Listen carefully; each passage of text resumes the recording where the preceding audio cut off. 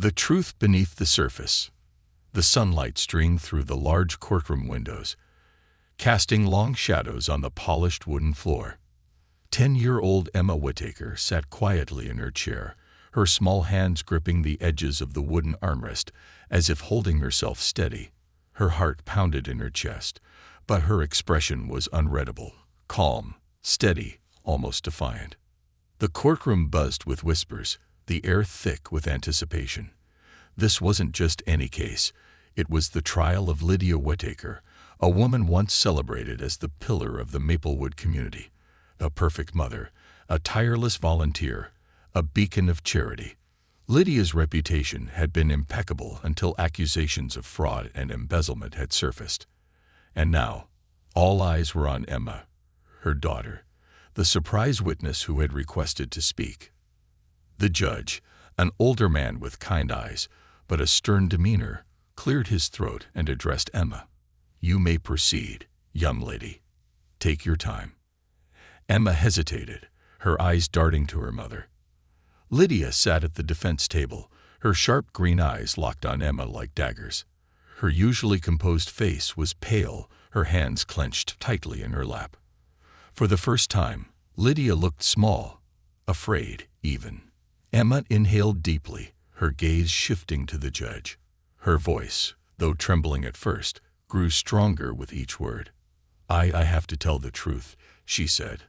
"I can't lie anymore." Gasps rippled through the courtroom. Lydia's jaw tightened, but she said nothing. Emma gripped her stuffed bear, frayed and worn from years of comfort, and continued. "My mom, she's lying. She's not who you think she is." The courtroom erupted in murmurs. The judge tapped his gavel sharply. "Order, order in the court." Emma's words hung in the air like a storm cloud, the tension thick and suffocating. The judge leaned forward. "What do you mean by that, Emma? What's the truth you want to share?"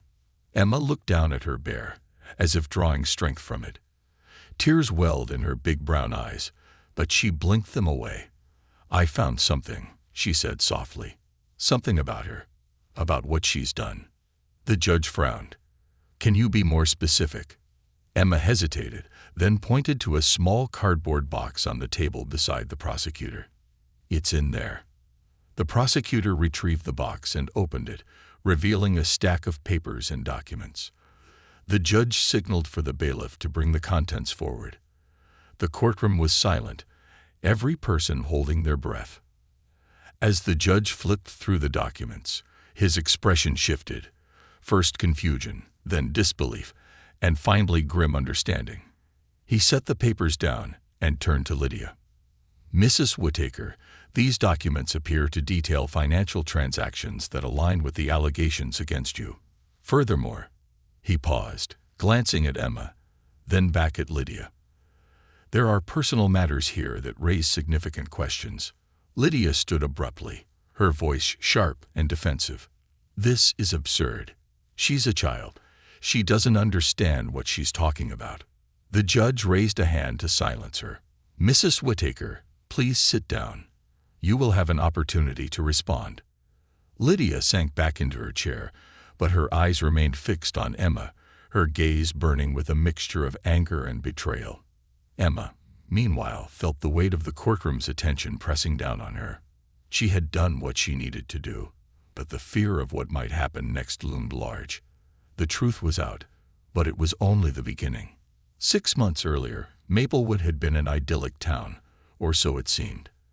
Emma and her mother lived in a cozy, white picket-fenced house on a quiet street. To the outside world, they were the perfect family. Lydia was the quintessential community leader, organizing charity drives, hosting bake sales, and always ready with a kind smile. Emma, with her curly blonde hair and infectious laughter, was adored by her neighbors. But behind closed doors, life was very different. Emma sat at the kitchen table one evening, her math workbook open in front of her. Lydia hovered over her, arms crossed, her eyes scanning the page. "Why is this wrong?" Lydia asked, her tone icy.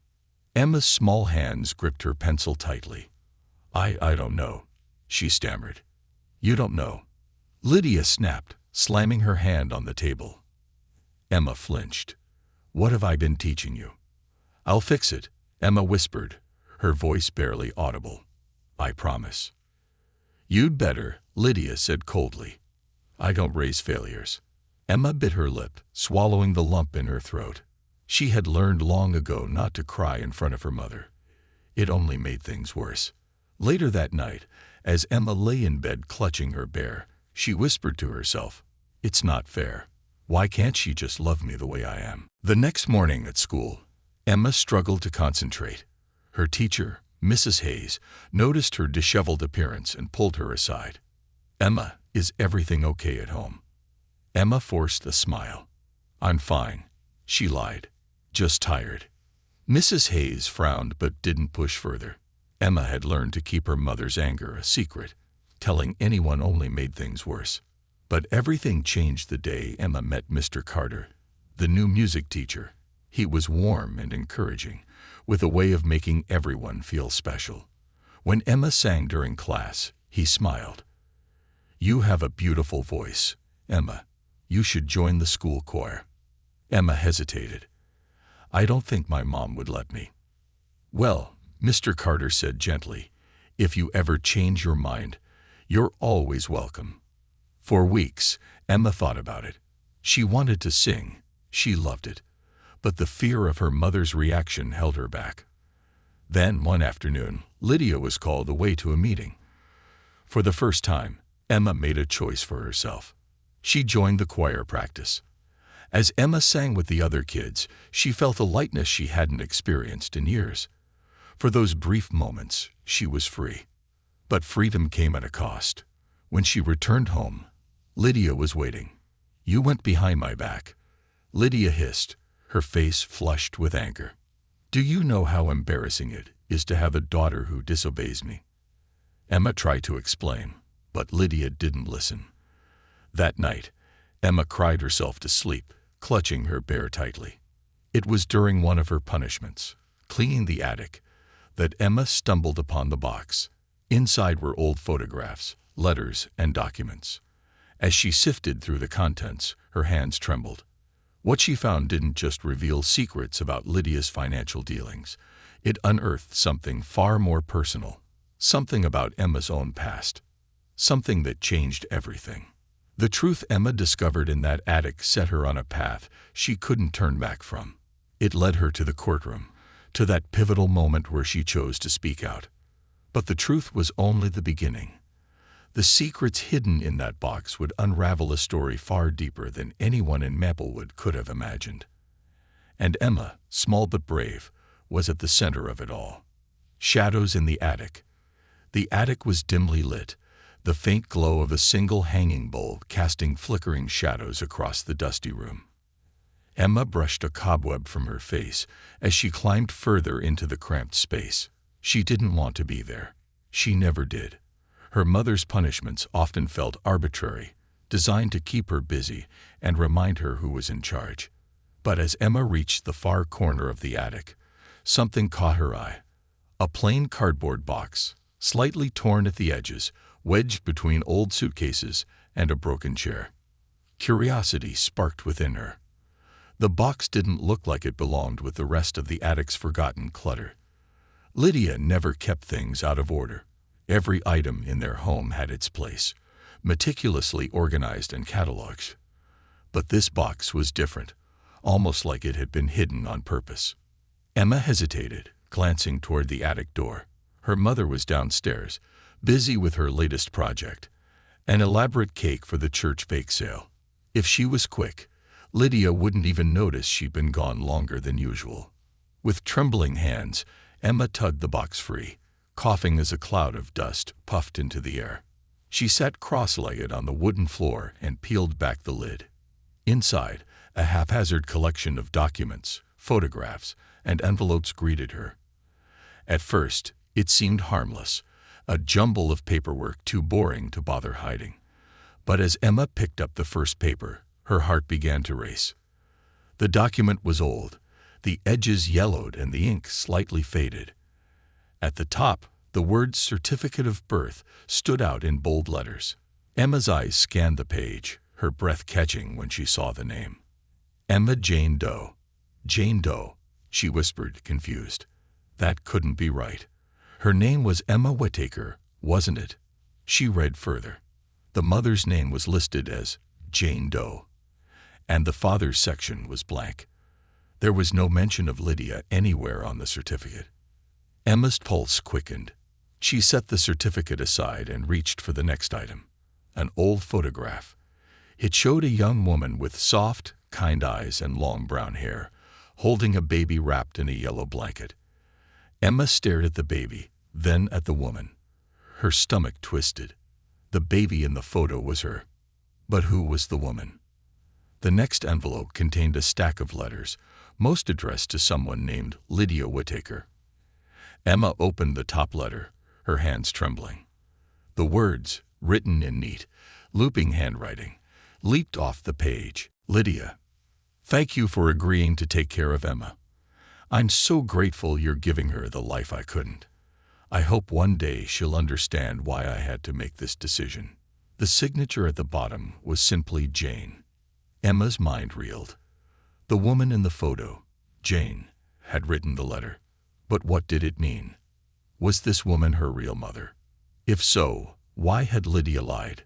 She set the letter down, her chest tight. Beneath the stack of letters were more documents. Financial records, legal forms, and copies of checks made out to various charities. At first glance, it all seemed legitimate, but as Emma flipped through the papers, she noticed inconsistencies. The signatures on some of the checks didn't match Lydia's handwriting, and certain transactions were flagged as suspicious. Her fingers hovered over the last item in the box, a sealed envelope, thicker than the others. The name Emma was scrawled across the front in handwriting that wasn't Lydia's. With shaky hands, Emma opened it. Inside was a letter and a photograph of a small, simple house. Emma, if you're reading this, it means you found the box. I don't know how much you've discovered or what Lydia has told you, but I hope you'll give me the chance to explain. I wanted to keep you, but I couldn't. I wasn't ready, and I didn't have the support I needed. Lydia promised to take care of you, to give you a good life. I trusted her. If you ever want to find me, this is where I'll be. The letter was signed Jane, and the address on the back of the photograph was in a small town Emma had never heard of. Emma sat frozen. The contents of the box spread out before her. Questions swirled in her mind, each one louder than the last. Why had Lydia kept this hidden? Who was Jane, and why hadn't she been part of Emma's life?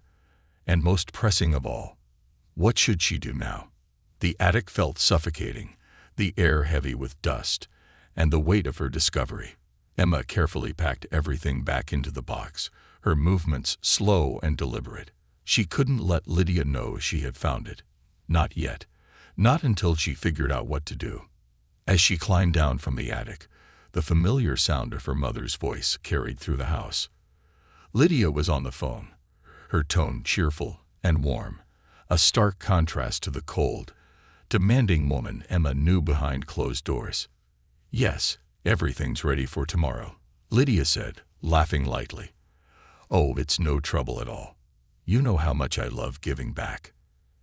Emma's jaw tightened. Lydia's public persona, kind, generous, perfect, was a mask.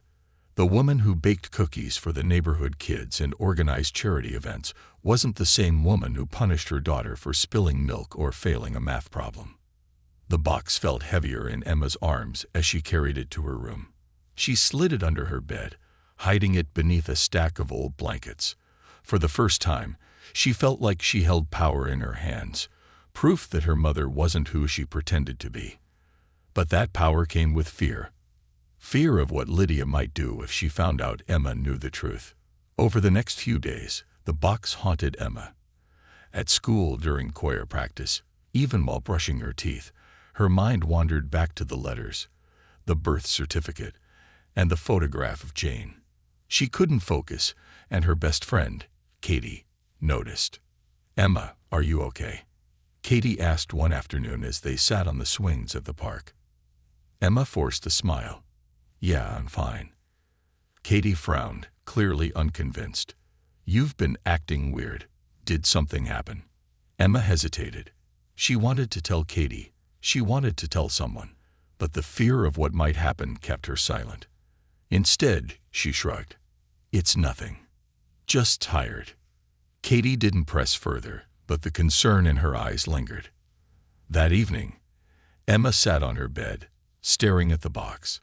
She felt like she was holding a ticking time bomb, one that could destroy everything she knew about her life. But wasn't it already destroyed? The perfect image of her mother had shattered the moment she opened the box. All that was left now was the truth. With a deep breath, Emma made a decision.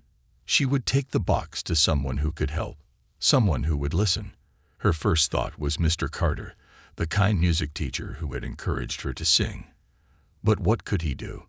He wasn't a police officer or a lawyer. Still, he was the only adult Emma felt she could trust. The next morning, Emma slipped out of the house early, carrying the box in her arms. The walk to school felt longer than usual, her steps weighed down by the enormity of her secret. When she arrived, she went straight to the music room. Mr. Carter was at his desk, sorting through sheet music. He looked up and smiled when he saw her. "Emma, you're early. What's up?" Emma hesitated, clutching the box tightly. I need your help." His smile faded, replaced by concern. "Of course. What's going on?" Emma placed the box on his desk and opened it, revealing the contents. Mr. Carter's eyes widened as he skimmed the documents and letters. He glanced at Emma, his expression serious. "Where did you find this?" "In the attic," Emma said quietly. "It's about my mom. She's been lying." Mr. Carter sat back, rubbing his chin thoughtfully. "Emma, this is serious. Do you understand what these documents mean?" Emma nodded, tears brimming in her eyes. "That's why I need help. I don't know what to do." Mr. Carter reached across the desk and placed a reassuring hand on her shoulder. "You were brave to bring this to me. I'll make sure we figure out the right way to handle this. You're not alone, okay?" Emma nodded, the weight on her chest easing slightly. For the first time, she felt a glimmer of hope. The truth was out, and now there was no turning back. Breaking the silence. The music room was silent except for the faint hum of the ceiling fan. Mr. Carter sat across from Emma, his expression a mix of concern and determination. The box of secrets lay open on the desk between them, its contents no longer hidden. For the first time, Emma felt like she wasn't carrying the burden alone, but the relief was short-lived. "These documents," Mr. Carter began, his voice careful. "They're serious, Emma. The financial records, the letters, they raise questions that need answers. But more than that, this letter," he tapped the one from Jane. "It changes everything." Emma nodded, her fingers gripping the edges of her chair. "I don't even know who she is," she whispered. "But I think she's my real mom." Mr. Carter leaned forward, his voice gentle.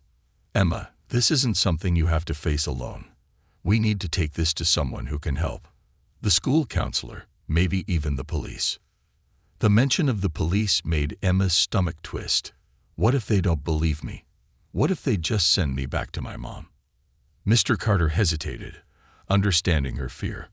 "I'll be with you every step of the way," he promised. "You're brave for coming forward, and that bravery means something. Trust me on this." By the end of the school day, Emma felt like the walls were closing in.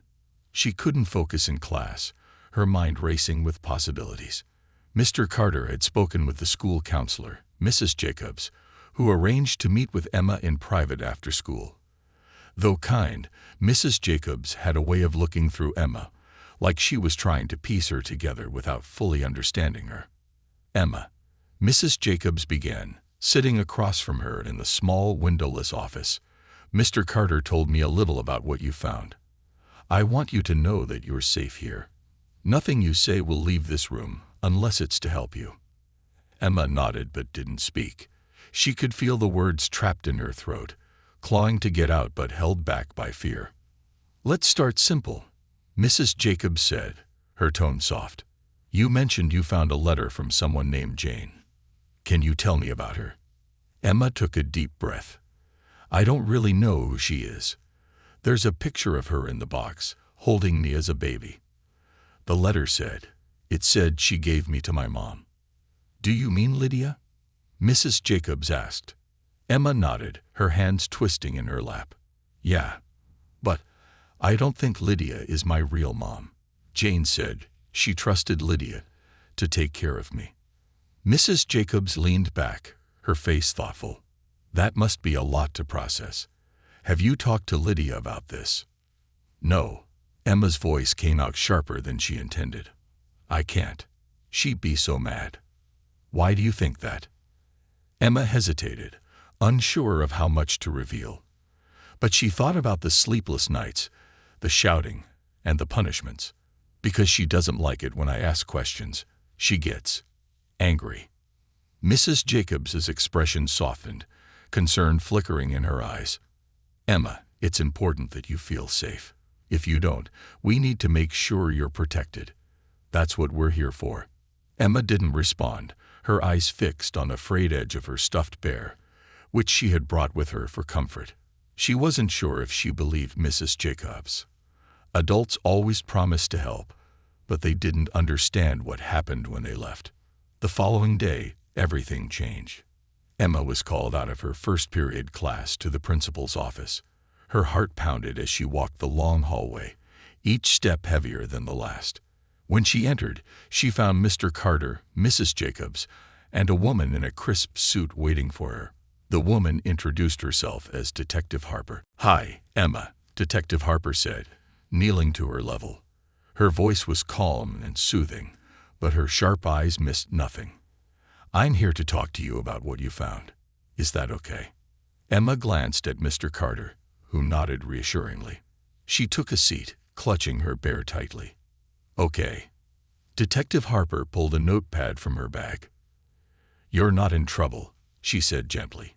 You've done something very brave by bringing this forward. I just need to ask you a few questions to make sure we understand everything. Is that all right? Emma nodded again, her voice too shaky to respond. Over the next hour, Emma told Detective Harper everything. About the box in the attic, the letters, the financial records, and the photograph of Jane. She spoke about the punishments, the fear, and the like she had learned to hide from the outside world. As she talked, Detective Harper's pen moved swiftly across the page, her face a mask of professionalism that betrayed nothing of what she might be thinking. When Emma finished, Detective Harper closed her notebook and smiled gently. You've been very brave, Emma. Thank you for trusting me. What happens now? Emma asked, her voice barely above a whisper. Detective Harper hesitated, choosing her words carefully. We're going to look into everything you've told us. That means talking to your mom and anyone else involved. It might take some time, but I promise we'll do our best to make sure you're safe. Safe. The word felt foreign to Emma, like something distant and unattainable. She nodded, though she wasn't sure if she believed it. That evening, Emma returned home to find Lydia waiting in the living room. Her mother's face was unreadable, but the tension in the air was palpable. Emma, Lydia said, her voice calm but icy. We need to talk. Emma's stomach churned. She knew this was coming, knew the moment she left that box with Mr. Carter, it would reach Lydia eventually. Still, she wasn't prepared for the confrontation. I got a call today, Lydia continued, standing and pacing the room. From your school. They said you've been talking to people about me, about things you don't understand. Emma's heart raced. She opened her mouth to respond, but Lydia cut her off. Do you have any idea what you've done? The trouble you've caused? Lydia's voice grew sharper, the calm veneer cracking. They're asking questions, Emma. Questions about our family. About me. Emma's chest tightened. I didn't mean to. Didn't mean to. Lydia's voice was almost a shout now. You've betrayed me, Emma. After everything I've done for you. Tears welled in Emma's eyes, but she held her ground. I just wanted to know the truth. The truth. Lydia's laugh was bitter, almost mocking. The truth is, you don't understand how hard I've worked to give you a good life. And this is how you repay me. Emma looked down at her bear, her tears falling silently. She wanted to scream, to tell Lydia that she wasn't the person she pretended to be. But the words wouldn't come. Lydia sighed, her voice softening just slightly. Go to your room, Emma. I need to think. Emma didn't argue. She climbed the stairs, her legs feeling like lead. In her room, she sat on the edge of her bed, hugging her bear tightly.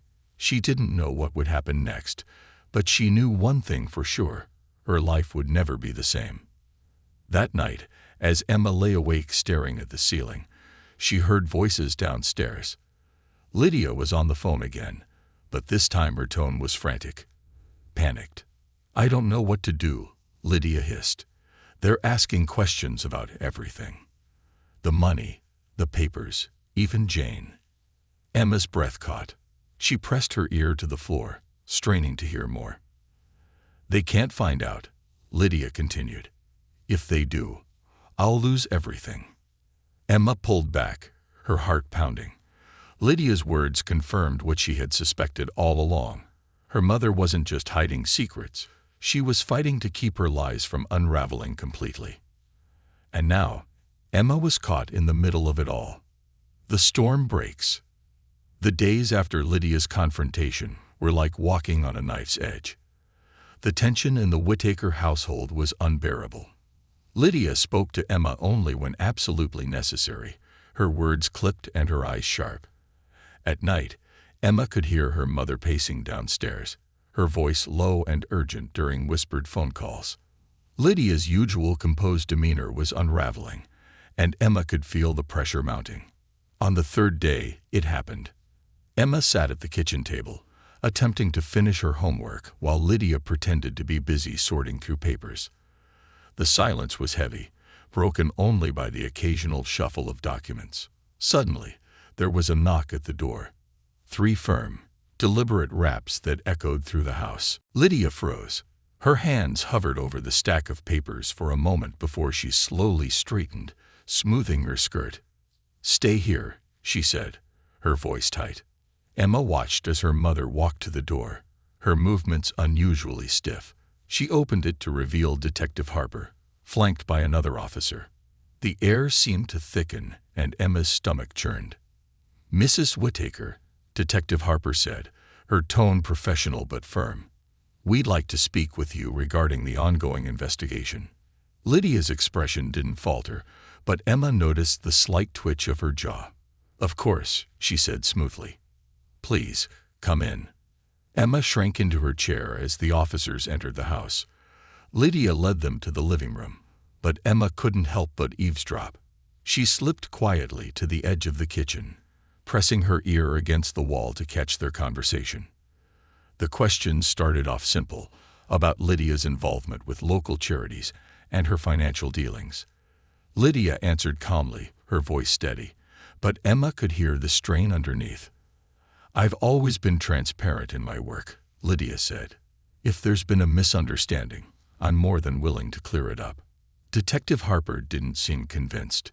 Mrs. Whittaker, several discrepancies have been found in the financial records of the organizations you've worked with. Large sums of money have been redirected to accounts linked to your name. Can you explain that? Emma held her breath, her heart pounding in her chest. That's impossible, Lydia said, a slight edge creeping into her voice. I'd never do anything like that. Someone must have made a mistake. Detective Harper paused, and Emma could almost hear her calculating. What about the documents your daughter found in the attic?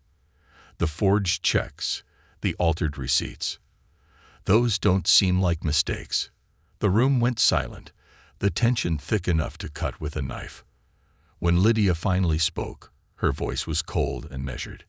Emma doesn't understand what she's looking at. She's just a child. That may be, Detective Harper replied. But the evidence speaks for itself. Emma couldn't listen anymore. She retreated to her room, her hands trembling. She felt a mix of fear and guilt. Had she done the right thing by coming forward, or had she just made everything worse? Her stuffed bear, sitting on her bed, offered little comfort. Hours passed before the officers finally left. Emma heard the door close, followed by Lydia's footsteps on the stairs. Her mother's movements were slow and deliberate, like a predator stalking its prey. When Lydia entered Emma's room, her expression was unreadable. "We need to talk," Lydia said, closing the door behind her. Emma's chest tightened. She sat on the bed, clutching her bear as if it could shield her from whatever was coming. "I don't know what you told them," Lydia began, her voice dangerously calm. "But you've made a huge mistake." "I just told them the truth," Emma said, her voice shaking. Lydia's eyes narrowed. "The truth? Do you even understand what you've done?" "They're trying to destroy me, Emma. They're trying to take everything away from us." Emma swallowed hard. "I didn't want to hurt you. I just wanted to know why you lied." Lydia stared at her for a long moment, her jaw tight. "You think this is about lies? It's about survival. Do you have any idea what I've sacrificed for you? What I've done to give you the life you have?" Emma shook her head, tears brimming in her eyes. "But you're not the person you say you are. And Jane. Lydia's voice cracked like a whip. "Don't you dare bring her into this. She gave you up, Emma. She abandoned you. Everything you have, everything you are, is because of me." Emma flinched but held her ground. "You didn't have to lie about her." Lydia's expression hardened. For a moment, Emma thought she might lash out. But instead, Lydia turned and stormed out of the room, slamming the door behind her. The next morning, Emma woke to find the house eerily quiet. Lydia was gone, leaving behind only a hastily written note on the kitchen counter. "I'll be back later. Don't leave the house." Emma sat at the table, staring at the note. She felt a strange mix of relief and unease. Lydia's absence gave her a reprieve from the tension, but it also left her feeling vulnerable. She spent the day pacing the house, the hours dragging by. When the doorbell rang in the late afternoon, Emma jumped, her heart racing. She opened the door to find Mrs. Jensen, her neighbor and one of the few adults Emma trusted, standing there with a warm smile. "Hi, sweetie," Mrs. Jensen said. "I thought I'd check in on you. Is your mom home?" Emma shook her head. "She left this morning." Mrs. Jensen's smile faltered. "Do you mind if I come in?" Emma stepped aside, and Mrs. Jensen entered, her eyes scanning the house. She sat with Emma in the living room, her expression gentle but concerned. "Are you okay, Emma? You've seemed different lately." Emma hesitated. She wanted to tell Mrs. Jensen everything, but the words caught in her throat.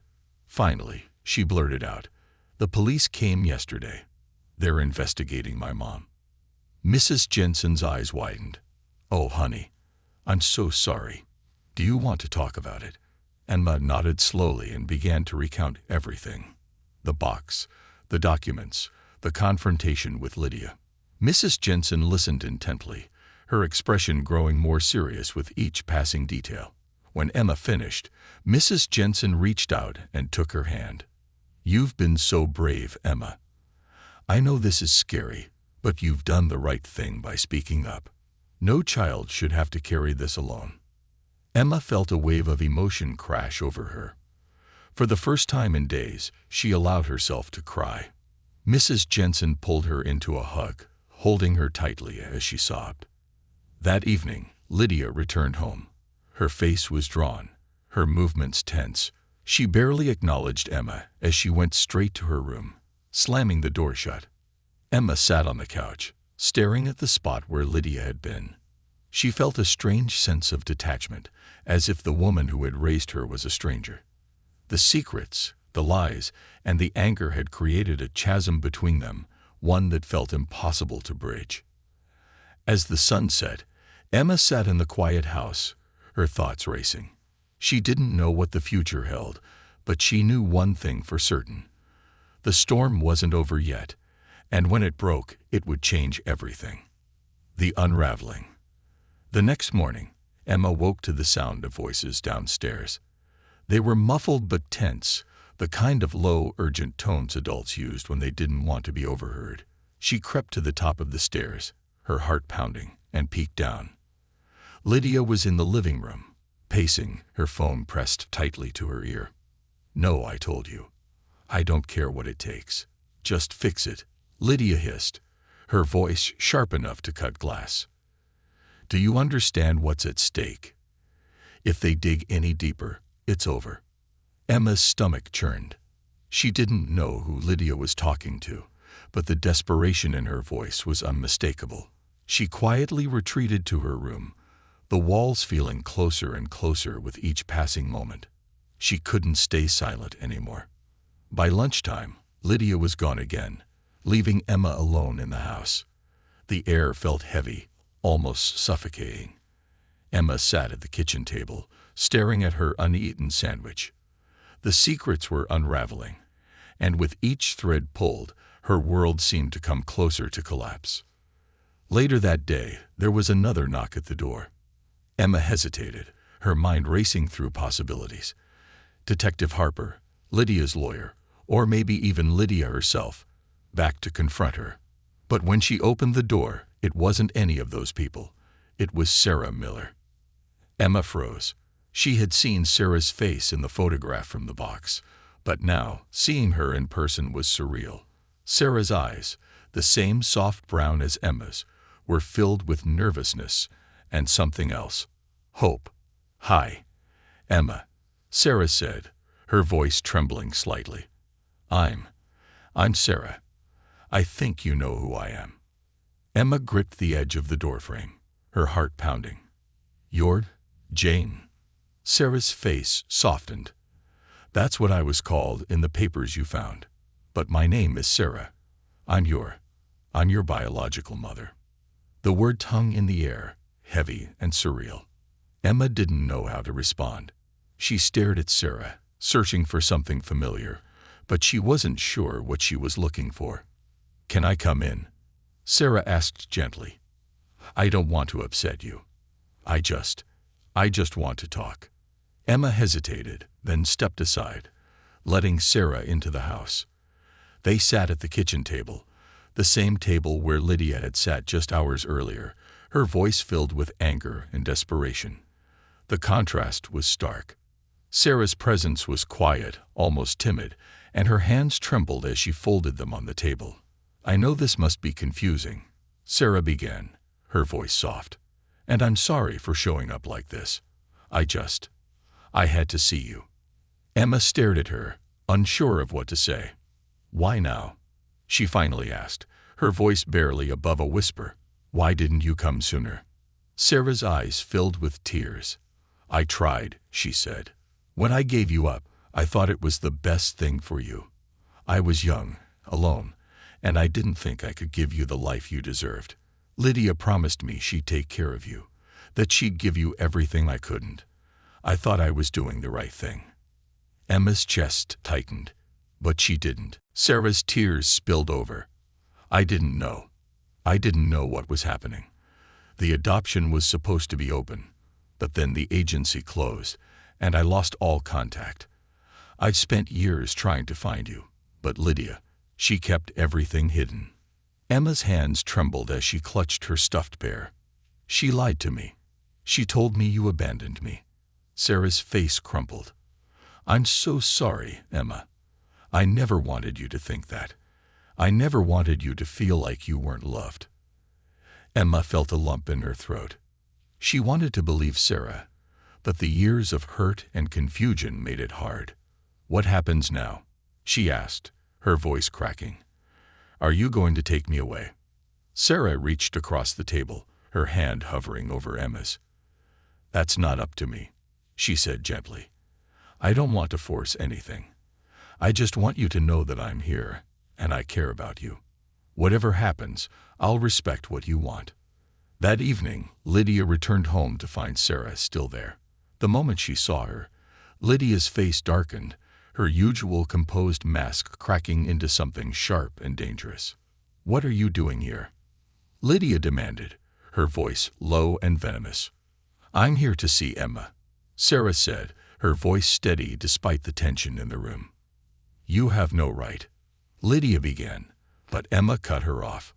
"She does," Emma said, her voice stronger than she expected. "She's my mom too." Lydia's eyes flashed with anger. "I'm the one who raised you. I'm the one who's been there for you every day of your life. She gave you up. And you lied to me," Emma shot back, her voice trembling but firm. "You lied about everything. About her, about me. You're not who you pretend to be." For a moment, Lydia said nothing, her face pale and her hands clenched at her sides. Then she turned and stormed out of the room, slamming the door behind her. The days that followed were a blur. Lydia barely spoke to Emma, her silence more suffocating than her anger. Meanwhile, Sarah continued to visit, each meeting bringing them closer but also stirring more questions. Emma felt torn between two worlds, one of lies and control, and one of hope and uncertainty. The custody hearing was scheduled for the following week, and the tension grew with each passing day. Detective Harper continued her investigation, uncovering more about Lydia's financial misconduct. Emma overheard snippets of conversations, words like embezzlement and fraud that made her stomach churn. But the hardest part was the waiting for the truth to come out, for decisions to be made, for her life to finally make sense. The night before the hearing, Emma sat on her bed, staring at the photograph of Sarah holding her as a baby. She traced the edges of the picture, her mind swirling with memories, both real and imagined. She wondered what her life might have been like if Sarah had kept her. Would she have been happier, safer, or would she have faced different struggles, ones she couldn't imagine? A soft knock at her door pulled her from her thoughts. Lydia entered, her face pale and drawn. For the first time in weeks, she looked vulnerable. "Emma," she said softly, "I know I've made mistakes. I've done things I'm not proud of. But everything I did because I love you." Emma looked at her, tears brimming in her eyes. "Then why did you hurt me? Why did you lie?" Lydia's voice broke. "Because I was scared. Scared of losing you. Scared of not being enough. I thought if I could control everything, I could keep you safe. But I see now that I was wrong." Emma stared at her, unsure of what to feel. The words sounded sincere, but they couldn't erase the years of pain. "I'm sorry," Lydia whispered, her voice barely audible. "I just hope one day you can forgive me." She left the room, leaving Emma alone with her thoughts. As the house fell silent, Emma lay awake, clutching her bear. Tomorrow would change everything, and for the first time, she wasn't sure what she wanted. But she knew one thing. She would face it head-on, no matter what. The turning point. The morning of the custody hearing dawned with an eerie stillness. Emma sat at the edge of her bed, staring out the window as the first rays of sunlight painted the sky in muted shades of pink and orange. The world outside seemed so normal. Birds chirping, leaves rustling in the breeze. Yet Emma's life felt anything but. The courtroom was packed when she and Lydia arrived. The air buzzed with whispers, the weight of curiosity and judgment pressing down on Emma as they walked to their seats. Lydia was dressed impeccably, her hair swept into a tight bun, her tailored suit of perfect armor against the storm of accusations. But Emma noticed the small things, her trembling hands, the slight hitch in her breath. For the first time, Lydia looked vulnerable. Across the room, Sarah sat with her lawyer. She smiled gently when she caught Emma's eye, a warmth in her expression that steadied Emma's nerves. Detective Harper was also present, sitting quietly with a thick folder of evidence resting on the table before her. The judge, a stern woman with piercing gray eyes, called the court to order. "Today we will hear final arguments regarding custody of Emma Whittaker. The court will also consider evidence related to allegations of financial misconduct against Mrs. Lydia Whittaker." The words felt heavy, each one carrying the weight of Emma's future. The morning dragged on as lawyers presented their cases. Lydia's lawyer painted a picture of a devoted mother who had made mistakes, but was deeply committed to her child. Mrs. Whittaker has provided Emma with stability, education, and a home for the past 10 years, he said. To remove Emma from her care would be unnecessarily disruptive and harmful. Sarah's lawyer countered with a narrative of neglect and control. While Mrs. Whittaker has been the primary caregiver, the evidence presented by Detective Harper shows a pattern of manipulation, dishonesty, and financial misconduct. Emma deserves a chance to rebuild her life in a safe, nurturing environment. Emma's stomach churned as each side fought for her, their words turning her life into a tug-of-war. She felt like an object, something to be won, rather than a person with feelings and fears. When Detective Harper was called to the stand, the courtroom fell silent. She detailed the findings of her investigation, laying out a trail of forged documents, missing funds, and fraudulent transactions. Each piece of evidence chipped away at Lydia's carefully constructed image. But the most damning moment came when Detective Harper revealed a final document from the box Emma had found in the attic. "This is a contract," Harper said, holding up a piece of paper. "It outlines a private arrangement between Mrs. Whittaker and the birth mother, Sarah Miller.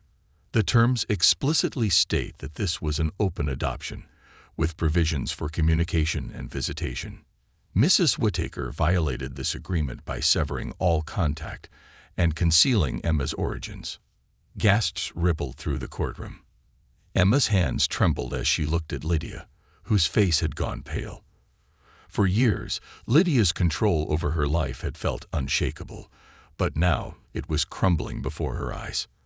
During the lunch recess, Sarah approached Emma in the quiet corner of the courthouse where she sat with Mrs. Jensen. Sarah's steps were hesitant, her hands clasped tightly in front of her. "Hi, Emma," she said softly, kneeling to meet her eye level. "How are you holding up?"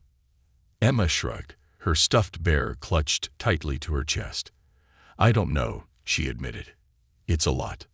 Sarah nodded, her eyes brimming with understanding. "I know it is.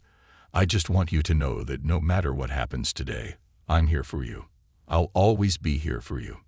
Emma studied Sarah's face, searching for any trace of insincerity, but finding none. "Why do you want me?" she asked suddenly. "I'm just me."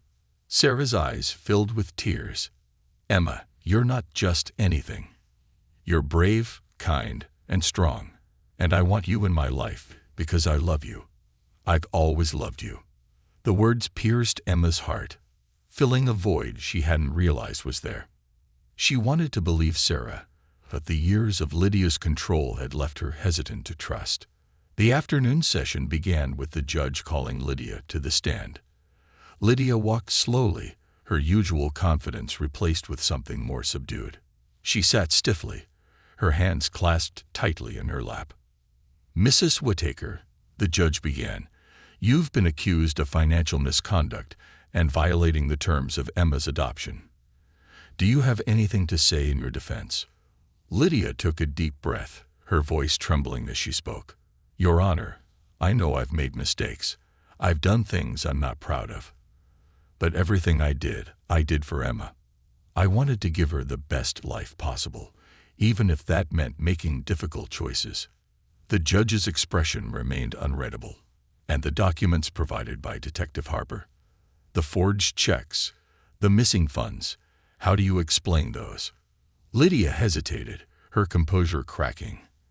I didn't mean for things to get out of hand. I just wanted to make sure we had enough, that Emma had everything she needed." Her voice broke, and she looked directly at Emma, her green eyes filled with tears. "Emma, I'm sorry. I never meant to hurt you." Emma's chest tightened. She wanted to feel something. Anger, forgiveness, anything. But all she felt was exhaustion. Finally, the judge turned to Emma. "Emma, I know this is difficult, but your thoughts and feelings are an important part of this decision. Would you like to say anything?" Emma's heart pounded as she stood, every eye in the room on her. She took a deep breath, her voice trembling but clear. "I've always thought of Lydia as my mom," she began. "She raised me, and I love her, but she's also hurt me. A lot. And she lied to me about where I came from." Her gaze shifted to Sarah, who watched her with tear-filled eyes. "I don't know Sarah very well, but I think she cares about me, and I want to know more about her, about where I came from." Emma paused, her voice breaking. "I just want to feel safe. I want to feel like I matter." The room was silent as her words hung in the air. Emma sat down, her hands shaking. She had spoken her truth, but she didn't know if it would be enough. After a long deliberation, the judge returned with her decision. Her expression was solemn as she addressed the room. "This is not an easy decision to make," she said. "Both Mrs. Whittaker and Ms. Miller have made compelling arguments. However, the evidence presented raises serious concerns about Mrs. Whittaker's actions and their impact on Emma's well-being." She turned to Lydia. "Mrs. Whittaker, your actions, while perhaps driven by love, have created an environment that is neither safe nor stable for Emma. Therefore, this court grants temporary custody to Miss Sarah Miller." Gasps filled the room. Emma's chest tightened as she looked at Lydia, whose face had crumpled in defeat. Tears streamed down her cheeks, but she said nothing. The judge continued, "This arrangement will be reviewed in 6 months, during which time Mrs. Whittaker may work to address the court's concerns. In the meantime, Ms. Miller will provide a stable environment for Emma, with the understanding that supervised visitation with Mrs. Whittaker may be arranged." The courtroom emptied slowly, the weight of the decision lingering in the air. Sarah approached Emma, kneeling beside her. "Are you okay?" Sarah asked gently. Emma nodded, though her emotions were a whirlwind. "I think so." Sarah smiled, her eyes filled with hope. "We'll figure this out together." Emma looked at her, searching for the fear and control she had grown used to with Lydia, but finding none. For the first time in a long time, she felt a glimmer of something she thought she'd lost: hope. As they left the courthouse, the cool breeze kissed Emma's cheeks. The future was uncertain, but for the first time, it felt like a future she could face with strength and a chance at happiness. A new beginning. The car ride to Sarah's house was quiet, the kind of silence that wasn't uncomfortable but full of thoughts neither of them knew how to express.